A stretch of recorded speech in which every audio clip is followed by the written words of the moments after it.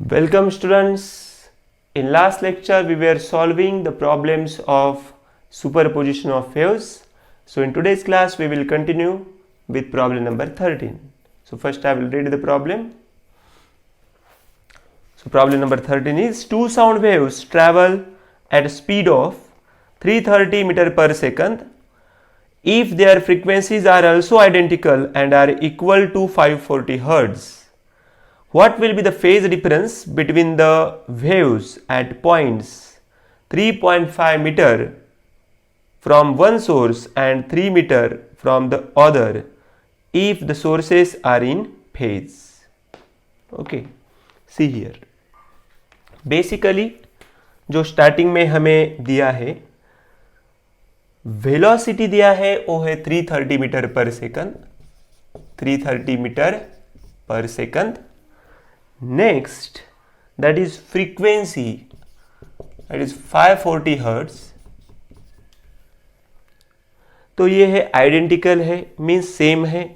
दो sound wave के लिए ये वैल्यूज यहाँ पे सेम है. What will be the phase difference? हमें यहाँ पे क्या फाइंड करना है? Phase difference. ओके, तो बेसिकली यहाँ पे एक सोर्स है और यहाँ पे दूसरा सोर्स है. Let's consider first source is S1 और ये है दूसरा सोर्स है S2. जो फर्स्ट सोर्स और दूसरा सोर्स जो है यहाँ पे सेकंड सोर्स है, ये दो सोर्स है. यहाँ पे हमने एक पॉइंट लिया. सो बेसिकली जब वेव यहाँ से यहाँ तक जा रही है, ओके, और दूसरी वेव यहाँ से यहाँ तक जा रही है, तो यहाँ से यहाँ तक का डिस्टेंस हमें दिया है. That distance is 3.5 meter. Okay, ये जो डिस्टेंस है ये कितना दिया है? 3.5 मीटर. एंड जो सेकंड जो डिस्टेंस है वो कितना दिया है? 3 मीटर दिया है, ये जो डिस्टेंस है.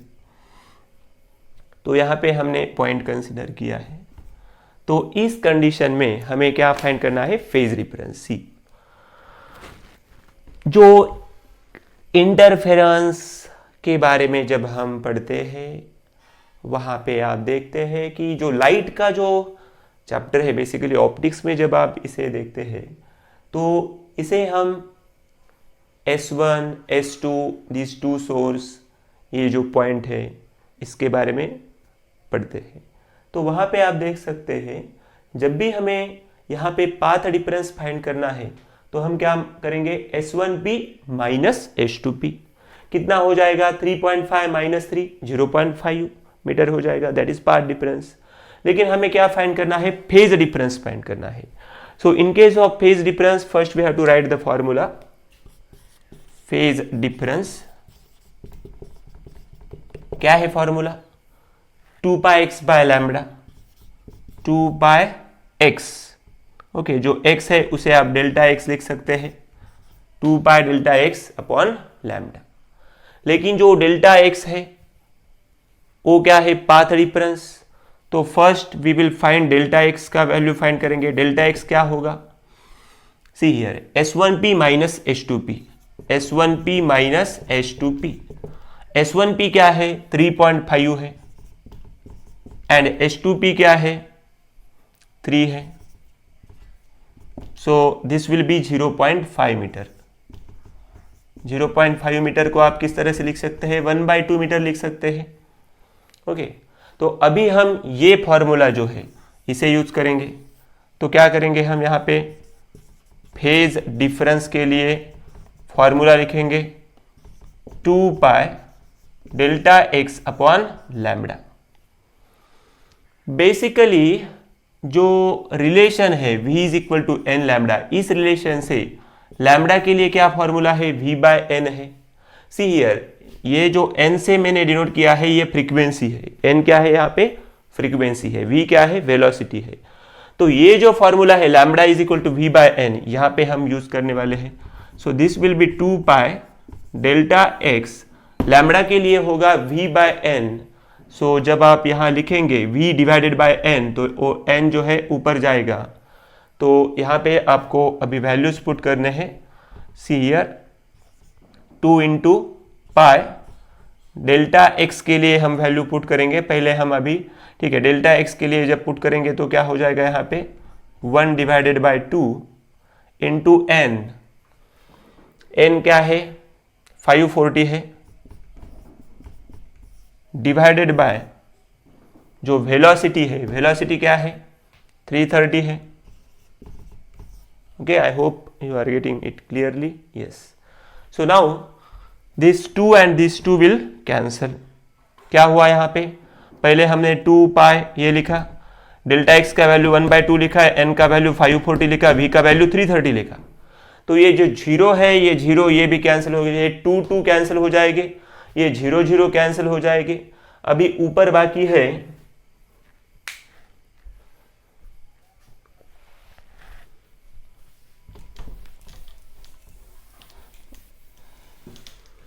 सी हियर, जो हम यहाँ पे लिखने वाले हैं phase difference. Phase difference, phase difference के लिए लिखेंगे हम यहाँ पे ऊपर बाकी है पाई इंटू 54 डिवाइडेड बाय नीचे क्या है 33।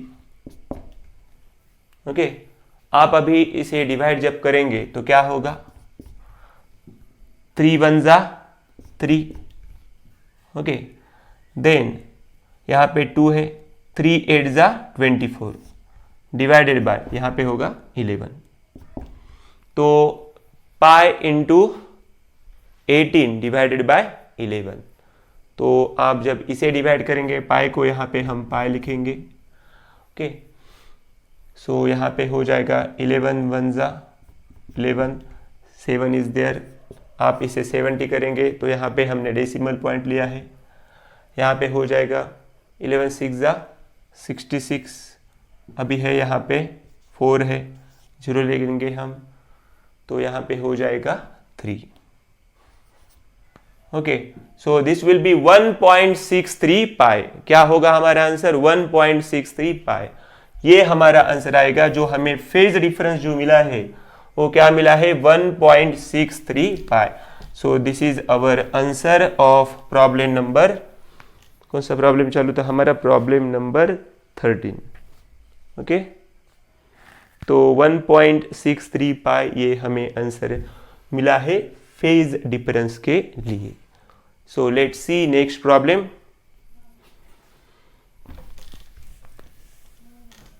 Let's see problem number 14। Okay, तो जो नेक्स्ट प्रॉब्लम है, 2 wires of the same material and same cross section are stretched on sonometer. Same material है, सेम क्रॉस सेक्शन है, उसका डेंसिटी हम वगैरह सेम लेंगे। One wire is loaded with 1.5 kg and another is loaded with 6 kg. The vibrating length of first wire is 60 centimeter and its fundamental frequency of vibration is same as that of the second wire. Calculate the vibrating length of the other wire. See here. तो यहाँ पे first हमें mention किया है ρ1 ρ2, ये equal क्यों लिया मैंने, ρ1 ρ2 क्या है, डेंसिटी है फर्स्ट एंड सेकंड के लिए। 2 wires of the same material and same cross section are stretched. तो क्रॉस सेक्शनल एरिया जो है A1 A2 भी यहां पे हमें इक्वल लेना पड़ेगा। जो वायर को हम लोड लगाते हैं तो वहां पे उसे हम क्या कहेंगे, टेंशन कहेंगे। तो दैट इज T1 के लिए जो वैल्यू है 1.5 kg वेट है, 1.5 kg। सी हियर, मास होगा तो किलोग्राम में मेजर करेंगे, जो टेंशन होता है उसके लिए हमें WT वेट लगाना पड़ता है। Basically that how we get it, that we have to multiply it by 9.8। सो ये हो जाएगा टेंशन फर्स्ट T1। सेकंड का भी हमारे पास वैल्यू है, that is 6 kg। Same process, 6 kg weight. So here we have to multiply it by 9.8. It's same process there. T1 और T2 हमारे पास है। उसके आगे हमें दिया है the vibrating length of first wire. जो पहला वायर है उसकी जो वाइब्रेटिंग लेंथ है, let's consider L1, that is given 60 centimetre. कितना दिया है 60 सेंटीमीटर। और जो आगे हमें यहाँ पे मेंशन किया है fundamental frequency of vibration is same as that of second wire. दोनों की फ्रीक्वेंसी सेम है, तो यहां पे आप N1 और N2 भी लिख सकते हैं। तो क्या फाइंड क्या करना है हमें? Calculate vibrating length of the other wire. तो हमें यहां पे L2 का वैल्यू फाइंड करना है। Okay, so first note down this clearly. See here, यहां पे हमें डेंसिटी का वैल्यू सेम है, क्रॉस सेक्शनल एरिया का वैल्यू सेम है। L1 हमें दिया है, L2 यहां पे हमें फाइंड करना है। सबसे इंपॉर्टेंट ये कंसेप्ट, यहां पे N1 is equal to N2 है, so we can write 1/2L root T1 upon M here, that is same formula 1/2। Okay, L1 यहां पे होगा L2 और यहां पे होगा T2 divided by M। 1/2L1 upon in square root T1 upon M is equal to 1/2L2 square root T2 upon M। ये जो M है, ये लीनियर डेंसिटी यहाँ पे सेम है। क्यों सेम है? क्योंकि ये वैल्यू सेम है और लीनियर जो डेंसिटी है हमारी इन दोनों पे डिपेंड है। तो ये वैल्यू अभी क्या हो जाएगा? M जो है, M यहाँ पे मास नहीं होता है, M क्या होता है? That is linear density. Okay, mass per unit length, that is linear density. So now you can see here this 2 will also get cancel. तो हमारे पास अभी है 1/L1, यहां पे है स्क्वायर रूट ऑफ T1, यहां पे है 1/L2 और यहां पे है root T2। We are going to find here the value of L2। आगे आप प्रॉब्लम कर सकते हैं सॉल्व, बहुत ही इजी स्टेप्स। L2 को हम यहां लेंगे, so this will be L1 root में यहां पे हो जाएगा T2 upon T1।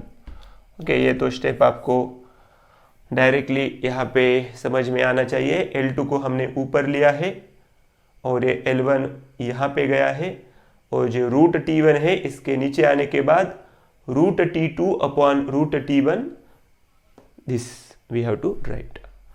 So now when we are putting the value, जो L1 का वैल्यू है कितना है? 60 है, so just write here 60। Root T2 का जो वैल्यू है, क्या है रूट T2 का वैल्यू? सी, हमने यहाँ पे मल्टीप्लाई नहीं किया है क्योंकि यहाँ पे ये 9.8 कैंसिल होने वाला था, इसलिए हमने मल्टीप्लाई नहीं किया है। T2 का वैल्यू क्या है? 6 into 9.8 divided by 1.5 into 9.8, this will get cancel. So we have 60। यहाँ पे जो पॉइंट है उसे हमने ऊपर लेने के बाद यहाँ पे 0 हो जाएगा, यहाँ पे 15 हो जाएगा।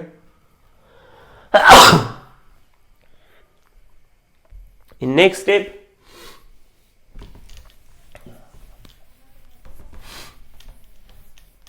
see here, this is L2 is there, so you can write L2 is equal to 60, this 15 4s are 60, तो यहाँ पे हो जाएगा square root of 4, square root of 4 है 2, ये हो जाएगा 120। यूनिट हम देंगे सेंटीमीटर,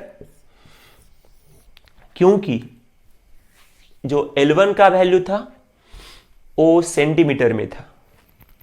L1 का वैल्यू क्या था? सेंटीमीटर में था।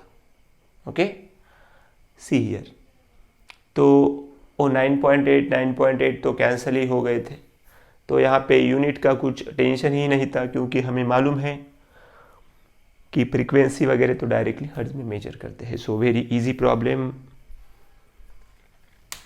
ओके, तो ये प्रॉब्लम के बाद हम अभी नेक्स्ट प्रॉब्लम देखेंगे।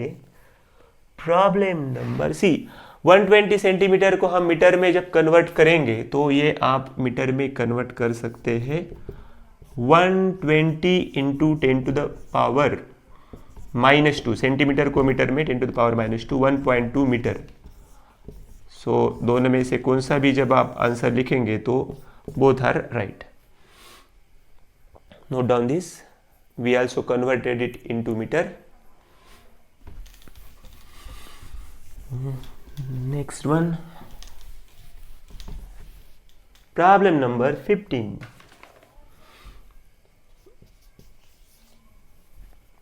A pipe closed at one end can produce overtones at frequencies 640 Hz, 896 Hz and 1152 Hz. Calculate the fundamental frequency. See here, 640 Hz. Okay, 640 Hz. Next है 896 Hz. 896 Hz. Next one is 1152 Hz. 1152 Hz. Calculate fundamental frequency. हमें क्या find करना है? Fundamental. See I am denoting N for frequency. N से हम fundamental frequency वगैरह denote यहां पे करते हैं. फ्रीक्वेंसी के लिए हम एन यूज कर रहे हैं. सबसे इंपॉर्टेंट यहां पे मेंशन किया है, a pipe closed at one end can produce overtones of frequency. हमने देखा था जब पाइप एक एंड को क्लोज था. ओके, पाइप एक एंड को जब क्लोज था, तो यहां पे मैं रफ में ये मेंशन कर रहा हूं, पाइप जब क्लोज था वन एंड के लिए, तो एन का वैल्यू क्या था? V/4L. जो नेक्स्ट फ्रीक्वेंसी हमें मिली थी, N1 का वैल्यू क्या था? 3N. N2 का वैल्यू क्या था? 5N. In case if we are finding N3, then that will be 7N. तो इस तरह से हमें ऑड नंबर मिलते थे, 1, 3, 5, 7, इस तरह से वैल्यूज मिलते थे.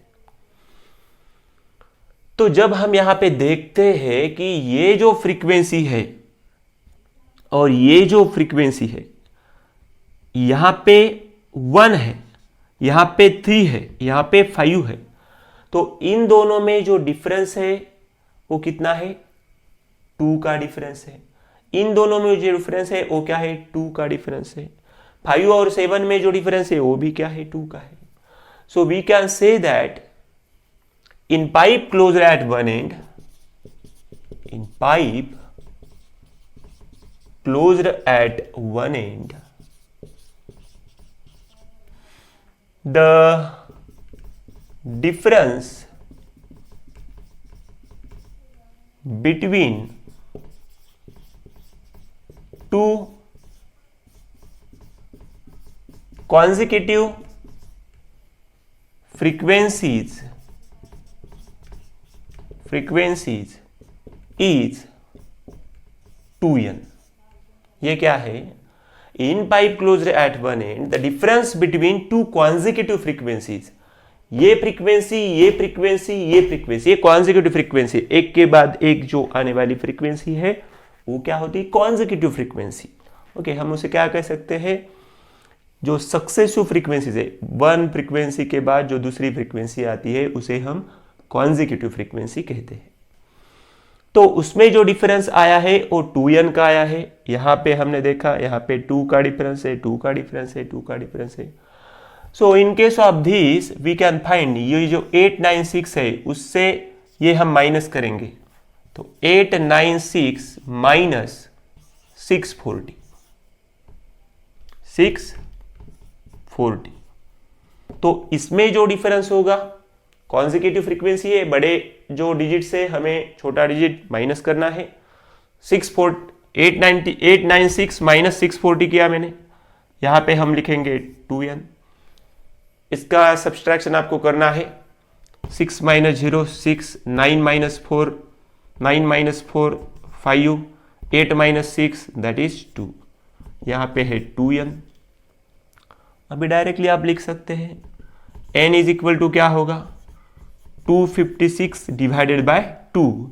तो जो हमारा जो आंसर आएगा 128 हर्ट्ज. क्या आएगा हमारा आंसर? 2 से जब हम डिवाइड करते हैं 256 को, तो आंसर यहां पे मिलेगा हमें 128 hertz. Okay, so very easy problem. जो हमने अभी 3 प्रॉब्लम देखे हैं अभी तक, उसमें सबसे इजी जो प्रॉब्लम है ये है, बहुत इजी. उससे पहले के 2 भी इजी है, लेकिन उसके आगे का जो है नंबर 16 इससे भी इजी है. तो देखेंगे अभी प्रॉब्लम नंबर हम 16. सो बहुत ही इजी प्रॉब्लम है इस चैप्टर के, तो आपको अच्छी तरह से इसका प्रैक्टिस करना है। Number 16,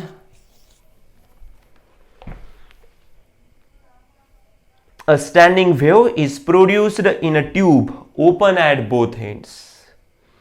The fundamental frequency is 300 Hz. What is the length of tube?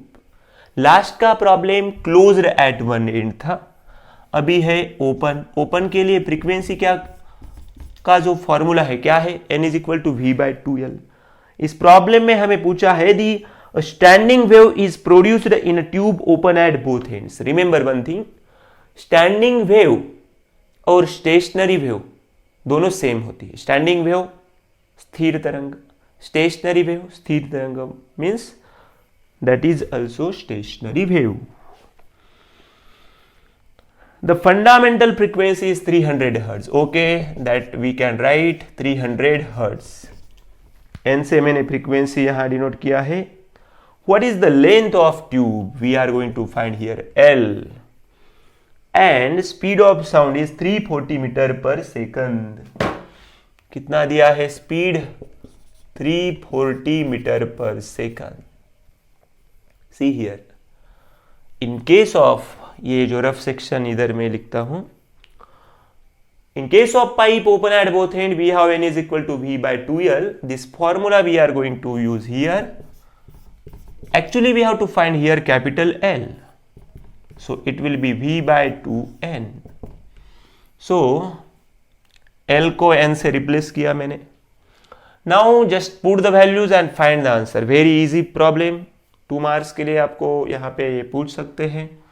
तो v के लिए यहाँ पे 340 है वैल्यू, और जो फ्रीक्वेंसी है that is 300। This 0 0 will get cancel. Now you can write this v/2n is there. It okay, we are already substituted the values. यहाँ पे 34 है, इसे हम लिख सकते हैं 60। 60 means 6 into 10 to the power 1. Okay, I will write 60 here. So 34, that is 6 into 10 to the power 1. So this will be, okay, 17 divided by 3, 10 to the power ये हो जाएगा -1. Okay. So